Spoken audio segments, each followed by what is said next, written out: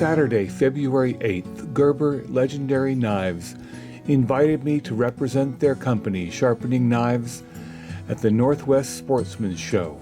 In 5 hours, I sharpened 140 knives to a rare and spooky finish.